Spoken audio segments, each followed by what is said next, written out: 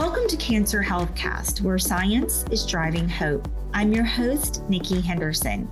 Today, we are joined by Dr. Christopher Melani, who is the Assistant Research Physician with the Lymphoid Malignancies Branch in the Center for Cancer Research at the National Cancer Institute. He will be discussing a new study that was recently published about a non-chemotherapy treatment for lymphoma. He will be sharing more details about the second phase of this study, and he will also talk about what the future holds for precision medicine. Hello, Chris. Thank you so much for joining us on the show. Hi, Nikki. Thanks for having me. Well, to start off, Chris, can you please tell me about your role and the overall mission of NCI's Center for Cancer Research? Sure. So in the intro there, I heard assistant, but fortunately, I was just recently promoted to an associate research physician as part of the Lymphoid Malignancy Branch of the NCI. I'm actually one of the clinicians that is the principal or associate investigator on multiple different clinical treatment studies we have for our patients with lymphoma. The NCI Center for Cancer Research, I believe, is the largest research-dedicated hospital in the world. It's also the largest division of the intramural program of the NCI. And its mission is really to improve on the lives of all of our cancer patients by solving important, challenging, and neglected problems in both cancer research and patient care. And again, my role as an associate research physician in the Lymphoid Malignancies Branch is really to help better understand and develop new treatments for our patients with lymphoma. Okay, well, thank you so much. And my apologies for that. And congratulations. Well, I know we're going to be talking a lot about lymphoma today. So for our audience, I wanted to know if you could define what lymphoma is. Sure. So lymphoma is a type of cancer. It's a cancer of a white blood cell, a type of white blood cell called lymphocytes. And lymphocytes come in two different kinds, B cells and T cells. So there are a number of different types of lymphoma out there. The largest distinction generally comes between Hodgkin and non-Hodgkin lymphoma, but it can also be divided into different either T cell or B cell lymphomas, depending on which particular lymphocyte becomes the cancerous cell. And even within each individual lymphoma, such as B-cell lymphomas, we often divide them into different buckets, including most commonly aggressive versus indolent lymphomas, because that helps us define what our goals of therapy are, where aggressive lymphomas can be cured with things such as chemotherapy, whereas indolent lymphomas can often be monitored without treatment. And we only treat when a patient develops symptoms, because in general, they're incurable with our standard therapy. And last I looked with our most recent nomenclature for the different types of lymphoma as defined by the WHO and the ICC, there were over about 80 different types of non-Hodgkin lymphoma out there. So it's a very heterogeneous group of diseases of, these white blood cells. Thank you so much for breaking that down for us. Thank you. Thank you. Well, you recently published a study with the New England Journal of Medicine about a non-chemotherapy treatment called ViPOR. Chris, can you tell me more about this study? Sure. So ViPOR is a phase 1/2 clinical study. It's an acronym for the 5 different targeted agents, mostly pills, oral pills, that were combined to create the ViPOR regimen to try to target multiple survival pathways that these lymphomas need, B-cell lymphomas need to grow and survive. This was really based on a lot of the work we did in the laboratory, showing that when each of these agents was given together as either a doublet or a triplet, and then as the full combination, they were actually much more able, or something we call synergy, they were much more able to induce synergy in killing the lymphoma cells when each of the drugs were given by themselves. So this was originally a phase 1 study because although all these drugs are FDA approved for one or more different types of B-cell malignancies, this is the first time that these 5 agents have been given together in combination. So the goal of the phase 1 study was to show that the combination was safe, and then it was expanded into different larger groups of lymphomas in the phase 2 expansion to try to better understand just how well it worked in treating these patients with lymphoma. Well, how effective are these targeted drugs when it comes to blocking some of the pathways that cause tumors to be unresponsive to treatment?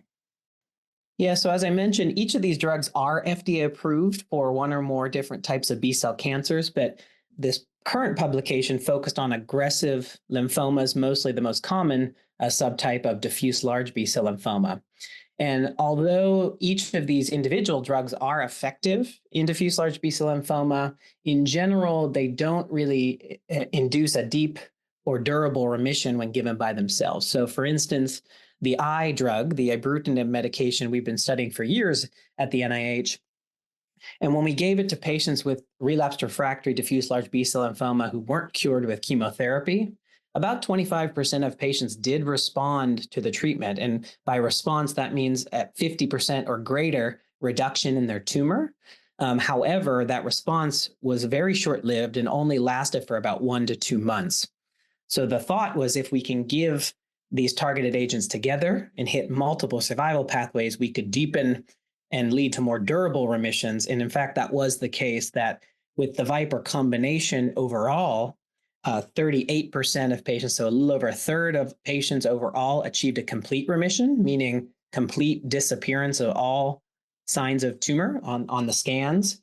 And that actually was very durable, that over a third of patients actually were alive and in continued remission past 2 years. So this was much more promising than, again, when you give it as monotherapy, where, very few respond and it only lasts for a few months. Here we have patients out now past 2 years and some actually out past 4 years that are in continued remission.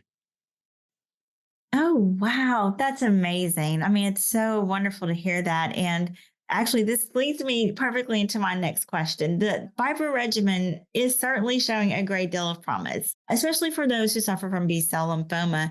Can you tell me a little bit more about the safety of this personalized therapy and how effective it is?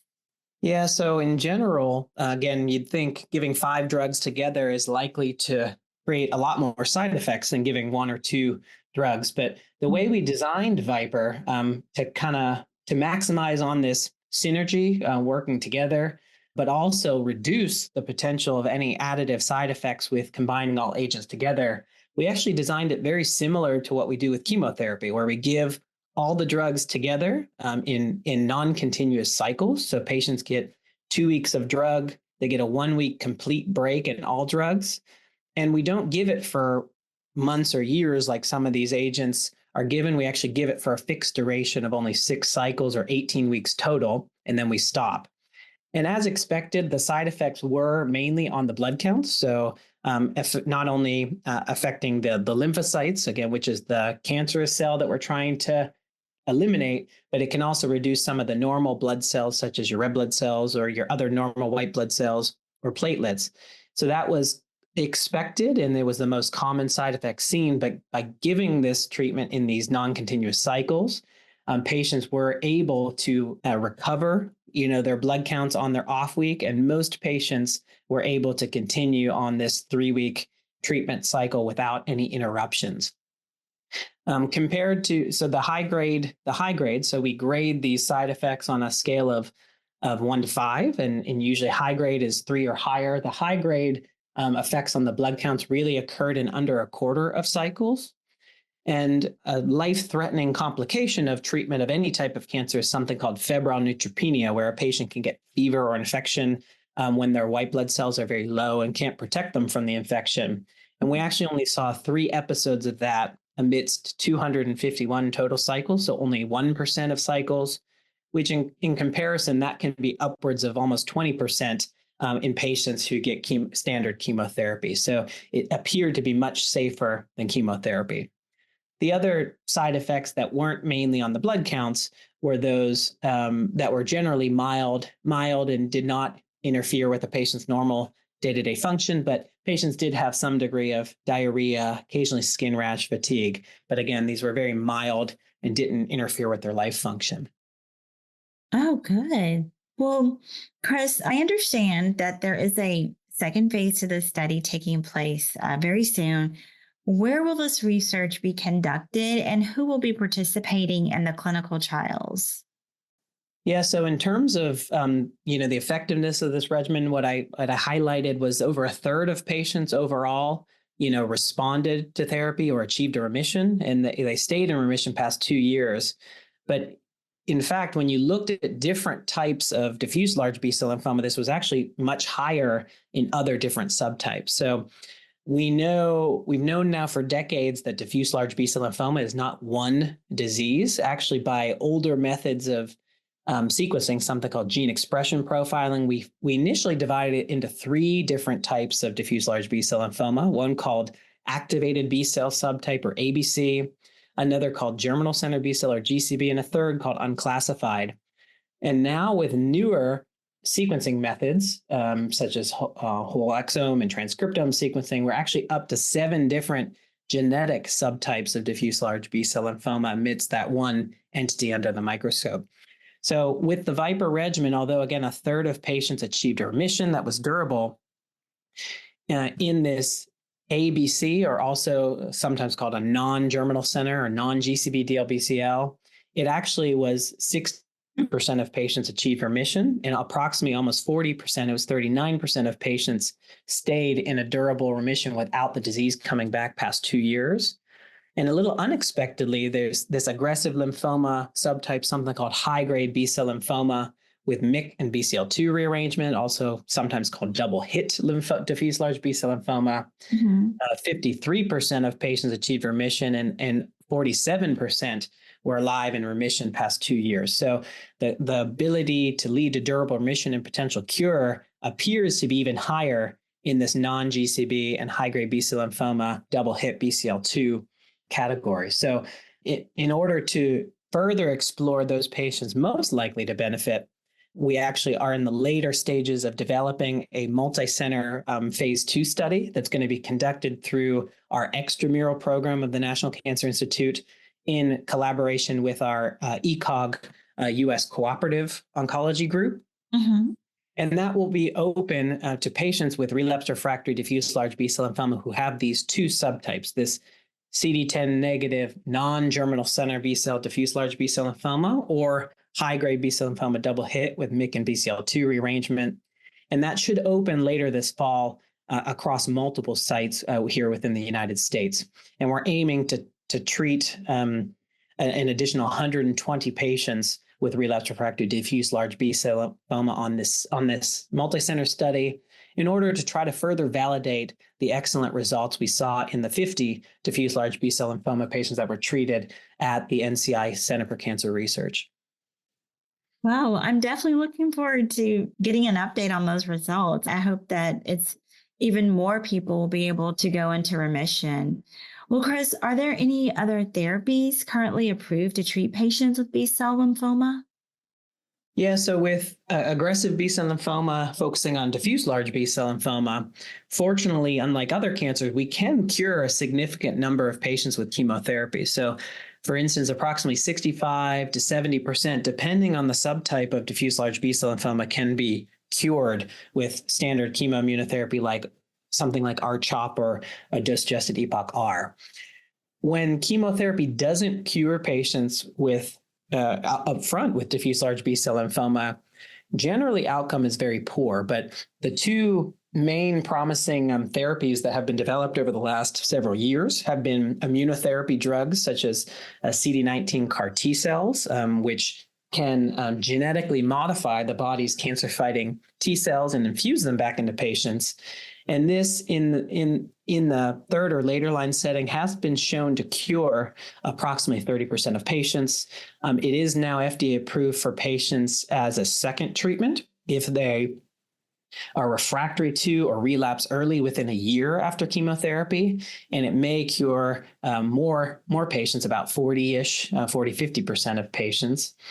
Another type of immunotherapy is something called a bispecific antibody, which is a drug, it's an antibody infusion that can bind to the cancerous B cell, but also bind to the non-cancerous T cell and activate that T cell to kill the cancerous B cell lymphoma. And this too is looking very promising in patients, and it's been FDA approved as a third or later line of treatment for relapsed refractory DLBCL. although the studies need longer term follow-up to show if any of these patients are cured with this type of therapy. Outside of those two immunotherapy approaches, there are other types of antibodies and antibody drug conjugates targeting other proteins such as CD19 with loncastuximab or tafasitamab and lenalidomide.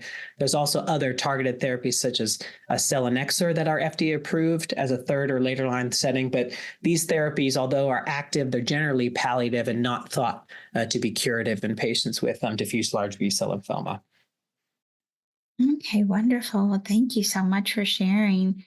Well, before we conclude, I just want to know, is there anything else that you want to highlight regarding the future of precision medicine? Yeah, and I think, highlighting this trial of the ViPOR regimen, it really is a proof of concept, something that has not been, adequately shown before, that you can give multiple of these targeted agents simultaneously in cycles for a fixed duration and lead to a durable remission and what we think is likely a potential cure in these patients. And similar, like I said, it's maximizing on drug synergy compared to really the additive cytotoxicity that we had in the past with cytotoxic chemotherapy. And it can lead to durable remission and potential cure. And again, we can minimize the side effects really by giving it in these non-continuous fixed cycles. So we were able to show that in aggressive diffuse large B-cell lymphoma across all patients, but also higher remissions in certain subsets. And I think this concept of using synergistic drugs to target multiple survival pathways can hopefully be translated across all other different types of cancer and lead to potential new treatments and cures for those patients as well. Chris, I have really enjoyed our conversation. You really shared some just really valuable information with us. And I really enjoyed, I'm sure our audience enjoyed too, learning about this promising new study to treat lymphoma. And me personally, I'm excited to see what the results will be from the second phase. And maybe you could come back, revisit, and give us an update later. But I want to thank you so much for your time, and I hope that you have a great afternoon. Thank you for having me. I appreciate being here. HealthCast, along with GovCast and Cybercast, is a production of GovCIO Media and Research. To explore our content, visit our website, govciomedia.com. Keep an eye out for new episodes every Tuesday. And if you like what you heard, leave us a review on the podcast platform of your choice. Have a topic you want us to discuss? Contact us at newsletter@govcio.com.